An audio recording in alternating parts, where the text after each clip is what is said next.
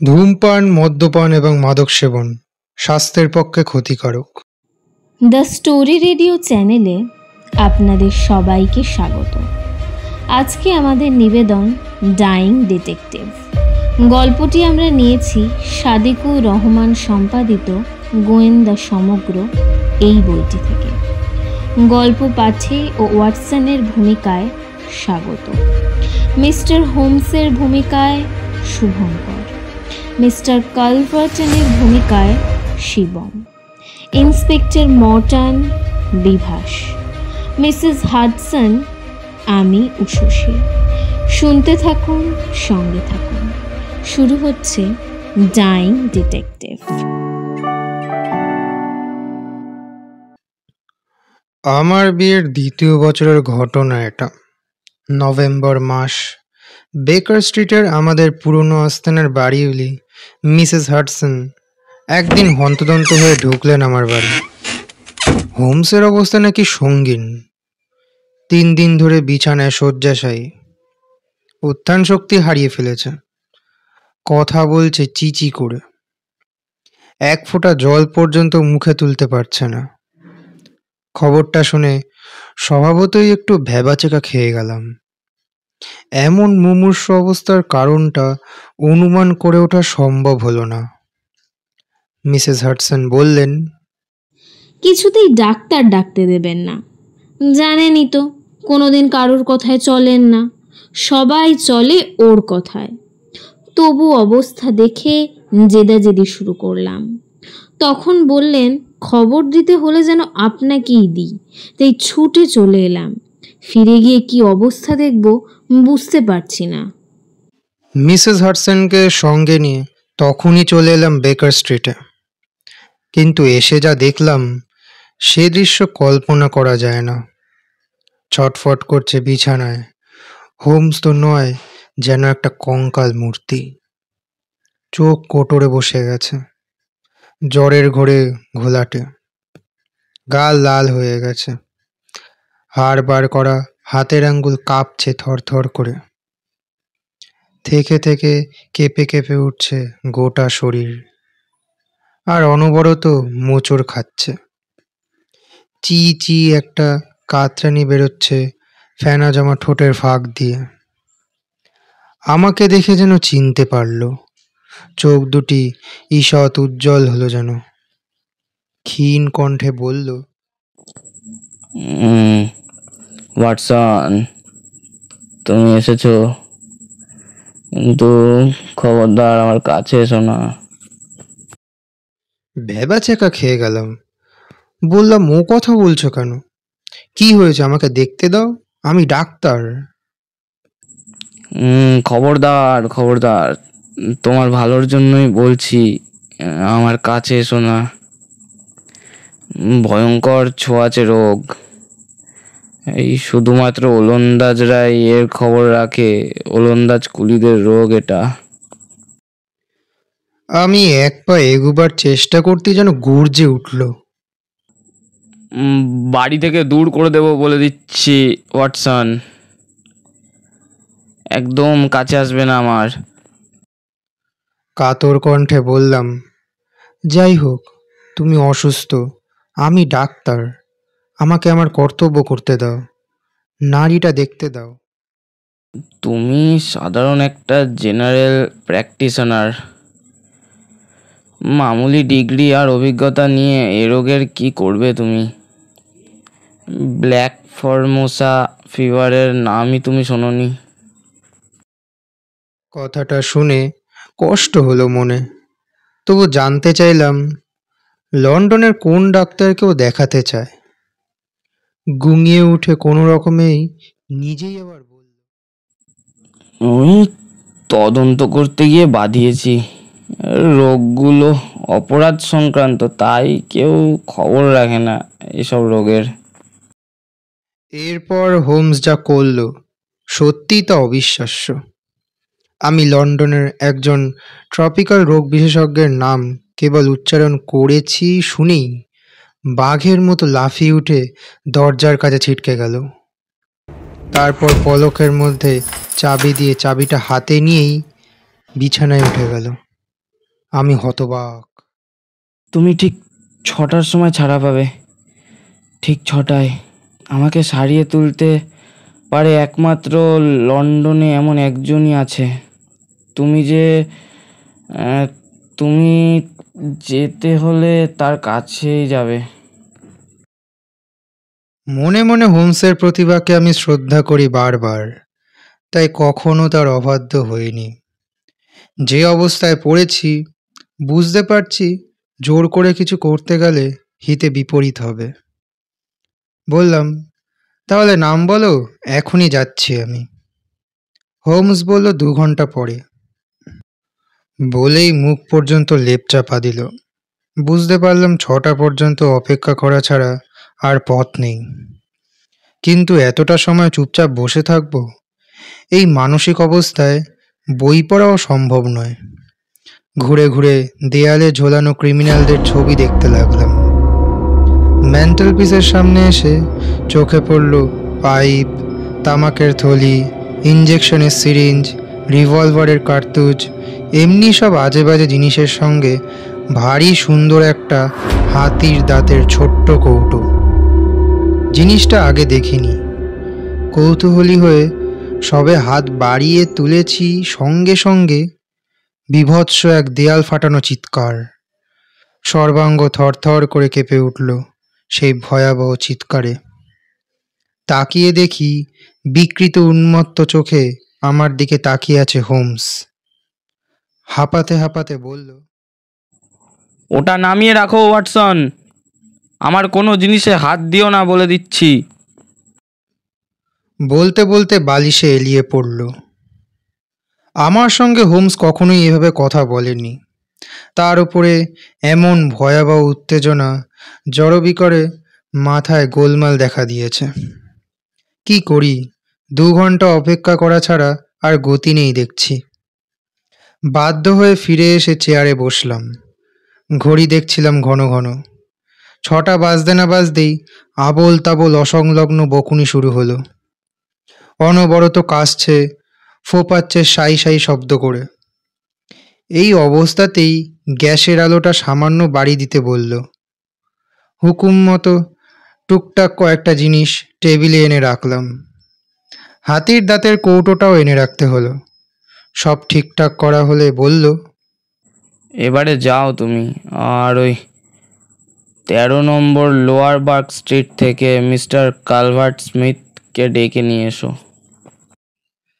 খানিকটা আশ্বস্ত হলাম, কিন্তু রোগ সারাবার জন্য যাকে ডেকে আনতে বলল তার নাম কোনোদিন শুনিনি আমি। সে কথা বলতে বলল, ইনি ডাক্তার নন, ইনি সুমাত্রায় চাষাবাদের কাজ করেন, কিন্তু ইনি হলেন এই রোগের একমাত্র ধন্বন্তরী।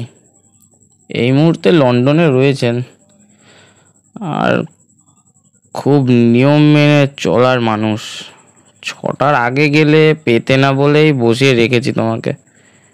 এবার যেমন করে পারো বুঝিয়ে সুঝিয়ে নিয়ে এসো এখানে একবার। আমাকে যেমন দেখে গেলে ঠিক হুবহু যেন বলো তাকে। বলবে বিছানার সঙ্গে মিশে গেছে, প্রলাপ বকছে। বুঝতে পারছি উনি না এলে বাঁচবো না। হাতে পায়ে ধরে নিয়ে আসবে। আমার ওপর ভয়ানক চোটে আছেন। ওর ভাইপোর একটা ব্যাপারে শেষ পর্যন্ত ভয়ানকভাবে মারা গিয়েছিল ছেলেটা। ওয়াটসন, ওকে ঠান্ডা করবে তুমি। আমাকে একমাত্র উনিই বাঁচাতে পারেন। আমি বললাম, তুমি নিশ্চিন্ত থাকো, যেভাবেই পারি আমি নিয়ে আসব। আর খবরদার, দুজন কিন্তু একসঙ্গে এসো না যেন। বারণ করছি আমি বারবার। তাকে পাঠিয়ে দিয়ে আগে চলে আসবে তুমি। আর কথার কিন্তু নড়চড় করো না। বলতে বলতে উল্টো পাল্টা কী সব বক বক করতে আরম্ভ করলো। ক্রমেই স্বর চড়ছে। আমি দ্রুত নিচে নেমে গেলাম। রাস্তায় গিয়ে ভাড়াটে গাড়িতে উঠতে যাচ্ছি এমন সময় কুয়াশার ভেতর থেকে একটা লোক এসে জিজ্ঞেস করলো, ও মশাই, মিস্টার হোমসের অবস্থা কেমন দেখলেন? ঘুরে দাঁড়িয়ে চিনতে পারলাম স্কটল্যান্ড ইয়ার্ডের ইন্সপেক্টর মর্টন। বললাম, খুবই খারাপ অবস্থা। আবছা আলোয় লক্ষ্য করলাম খবরটা শুনে লোকটার চোখ উল্লাসে নেচে উঠল।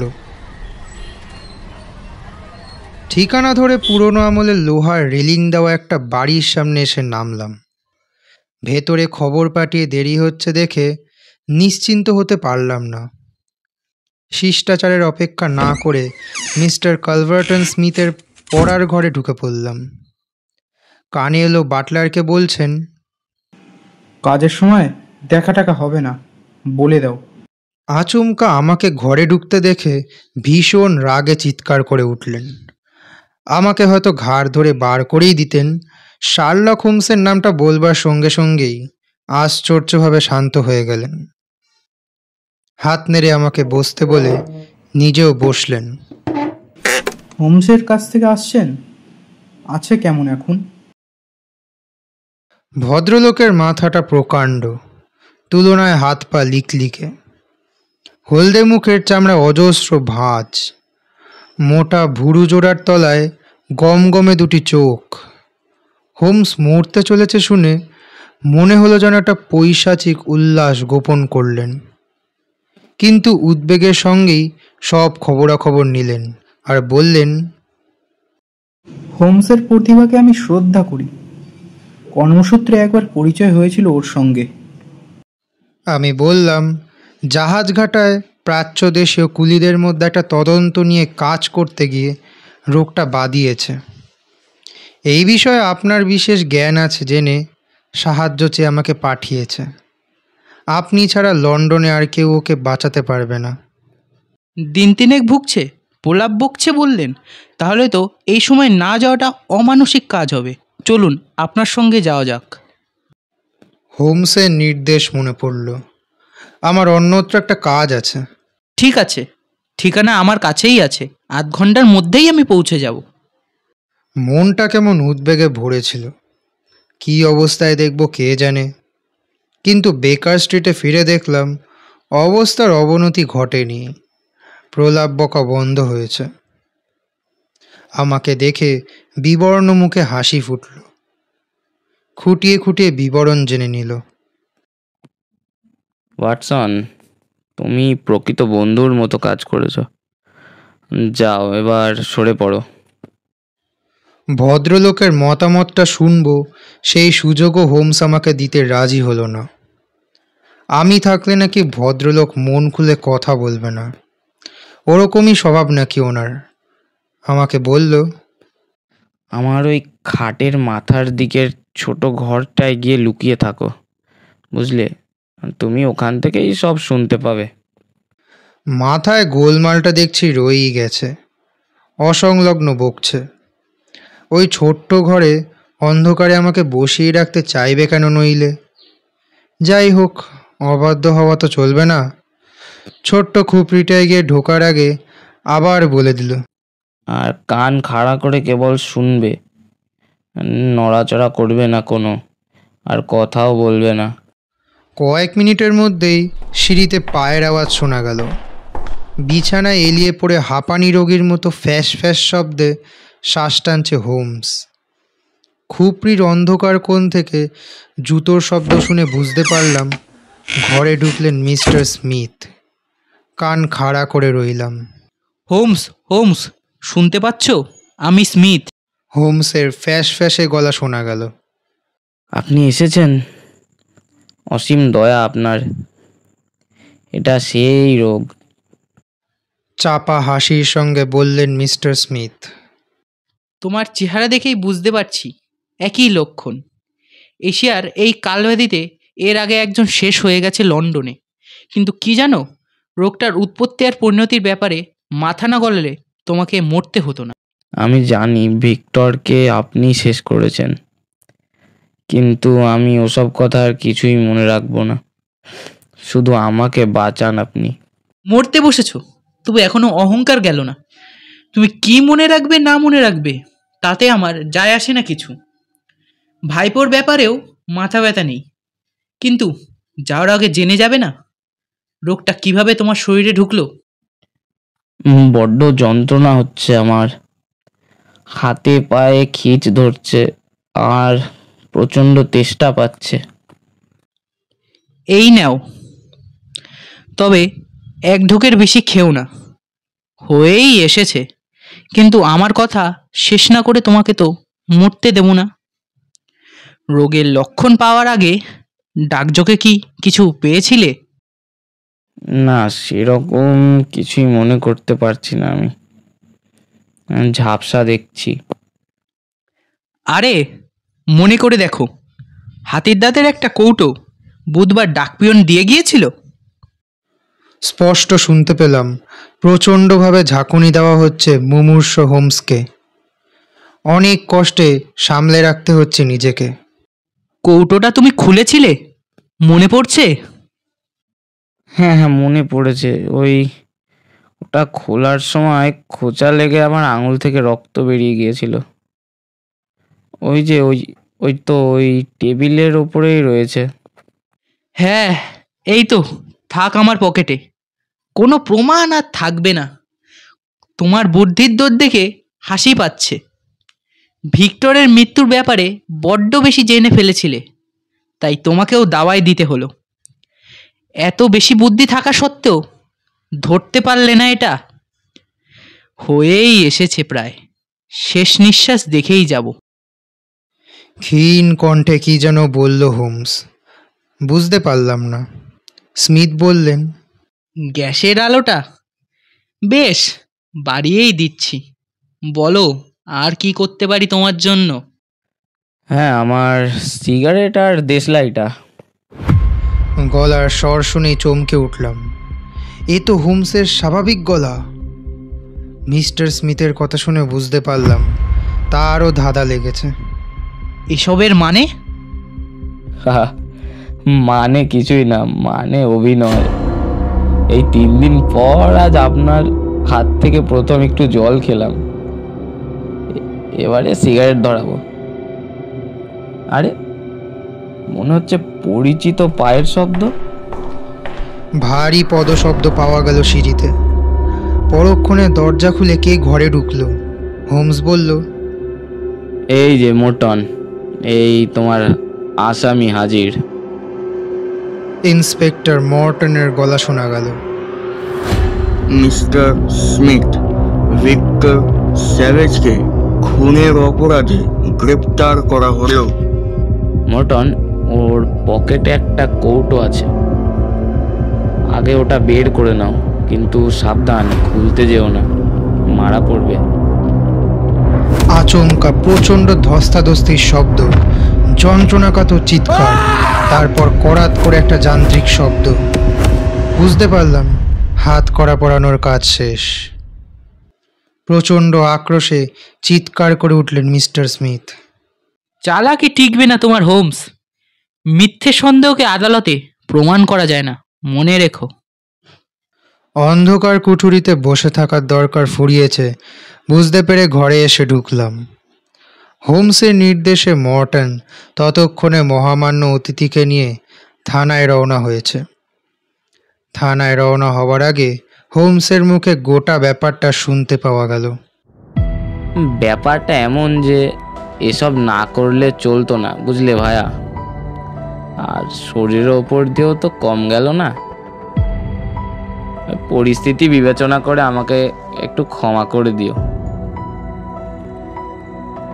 দেখো, আমি মরতে বসেছি কথাটা মিসেস হাডসনকে বিশ্বাস করাতে পেরেছিলাম বলেই তার মুখের খবর শুনে তুমি ছুটে এসেছিলে আমাকে দেখার জন্য। আর তুমি যদি বিশ্বাস না করতে, আমার অবস্থা তো তাহলে সঙ্গীন হয়ে যেত। ওই ধুরন্ধর লোকটাকে এখানে আনতে পারতে না তুমিও। আমি জানতাম নিজের চোখে আমার শেষ অবস্থা দেখার কৌতূহল সংবরণ করতে পারবে না স্মিথ। আর দেখো ভায়া, ওই আবোল তাবোল বকার ভান করতে গিয়ে তোমার বিদ্যে বুদ্ধি নিয়ে একটু কথা বলে ফেলেছি। কিছু মনে করো না, বুঝলে। এই অসুস্থতাটাকে বিশ্বাসযোগ্য করার জন্যই 3 দিন না খেয়ে কাহিল সাজতে হয়েছে, বুঝলে? আর তারপর কপালে ভেজলিন, চোখে বেলেডোনা, ঠোঁটের কোণে একটু মোম আর গলার হাড়ে খানিকটা রুজ। ওতেই কাজ হয়েছে। যাই বলো, আজকে ওটার মতোই চেহারাটা কিন্তু বানিয়েছিলাম। আমার অবস্থার কি বলবো, অভিনয়পটু বন্ধুবরের অভিনয় ক্ষমতা এর আগেও অনেকবার চমৎকৃত করেছে। হেসে বললাম, হ্যাঁ সবই তো বুঝলাম, ছোঁয়াচে রোগ যখন হয়নি তখন আমাকে কাছে যেতে দিলে না কেন? না ভায়া, তুমি ডাক্তার মানুষ, গায়ে হাত দিতে দিলেই তো আমার সব জাড়ি জুড়ি ফাঁস হয়ে যেত। আর তোমাকে তো আমি চিনি, তোমার ডাক্তারি বিদ্যার ওপর আমার শ্রদ্ধা এমনি তো আর আসেনি। কৌটোতে কি আছে? ওরে সর্বনাশ, সাবধান, ওই ডালাটা সামান্য একটু ফাঁকা করে দেখতে পারো, তবে হাত যেন না লেগে যায় তোমার। টক্কর দিতে গিয়েছিল বলেই ভাইপো ভিক্টর স্যাভেজ, তাকেও ওই একই কায়দায় সরিয়ে দেওয়া হয়েছে। আর তুমি তো জানো, নানা রকম মানুষের অজস্র চিঠি আমাকে প্রত্যেক দিন খুলতে হয়, তাই কাজটা আমি সতর্ক হয়েই করি বরাবর। কৌটোটা ডাকে পেয়েই ঠিক করেছিলাম তার মরণ মারে আমি যে ঘায়েল হয়েছি এই কথাটা তাকে বিশ্বাস করাতে হবে। বাহাদুরি নেবার তাগিদে নিজেই নিজের কীর্তি তাহলে কবুল করবে। চলো ভায়া, এবার থানায় রওনা হওয়া যাক, এ সময় আমার থাকাটা খুব দরকার। শুনছিলেন ডাইং ডিটেকটিভ। গল্পটি কেমন লাগলো অবশ্যই জানাবেন কমেন্টের মাধ্যমে। ব্যাকগ্রাউন্ড মিউজিক এবং সাউন্ড এফেক্টসের পরিচালনায় স্বাগত। পোস্টার এডিটিংয়ে শিবম। আপনারা যদি কোনো গল্প পাঠাতে ইচ্ছুক হন তো আমাদের ডেসক্রিপশনে দেওয়া মেলে পাঠাতে পারেন। সুস্থ থাকবেন, ভালো থাকবেন, দেখা হবে পরবর্তী গল্পে।